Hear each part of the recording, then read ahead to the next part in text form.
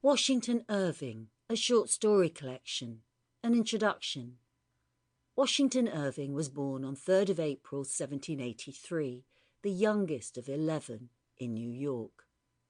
Irving found his real interests away from school in literature and the theatre. An outbreak of yellow fever at 15 moved him away from Manhattan and into the surrounding countryside, providing valuable settings for later works, such as The Legend of Sleepy Hollow. By 19, Irving was writing regularly for the New York Morning Chronicle, commenting on the theatrical and social scenes. When his health began to fail, he was sent on the grand tour of Europe.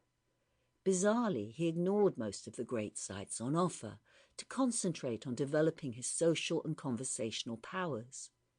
His health, though, did improve. In 1806, back in New York to study law, he scraped a pass at the bar and then founded, with several others, the literary magazine Salmagundi. Irving nicknamed the city Gotham City, a name still in use today. Moderately successful, the magazine spread Irving's reputation beyond New York. In 1809, while mourning the death of his teenage fiancée, Irving finished his first significant book, A History of New York from the Beginning of the World to the End of the Dutch Dynasty, by Diedrich Knickerbocker. It satirized local history, local historians and politics. It received great critical acclaim. Unfortunately, his family's established trading company was now facing great upheavals, and Irving was dispatched to England to try to sort it out. After 2 years, he could see no way out but bankruptcy. This left him in England with no real employment prospects, and so he returned to writing. He sent some short stories back to New York to be published as the Sketchbook of Geoffrey Crayon, Gent.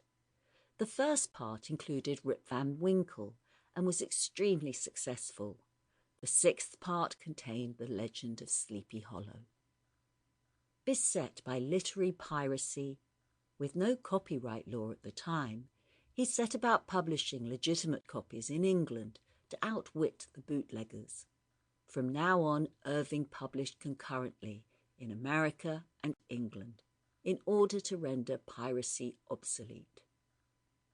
In August 1824, he published Tales of a Traveller, which included the famed The Devil and Tom Walker. In 1826, the American minister to Spain invited him to Madrid, where he could examine the many historical documents that he had access to. Irving revelled in both the size of the libraries he was granted access to and their rich quality.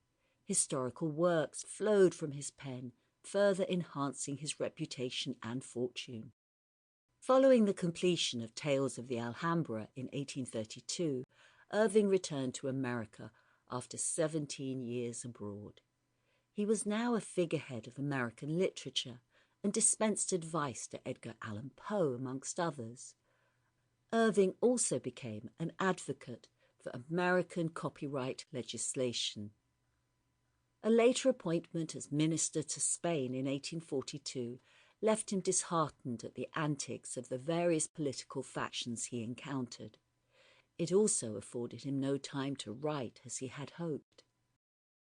On his return home, he began an author's revised edition of his works, agreeing an unprecedented deal for 12% of the retail profits. Washington Irving died of a heart attack at his Sunnyside home on the 28th of November, 1859, at the age of 76, a few months after completing his 5-volume George Washington biography, in whose honor he had been named. The Legend of Sleepy Hollow by Washington Irving. Found among the papers of the late Diedrich Knickerbocker. A pleasing land of drowsy head it was, of dreams that wave before the half-shut eye, and of gay castles in the clouds that pass, forever flushing round a summer sky. Castle of Indolence. In the bosom Sample complete.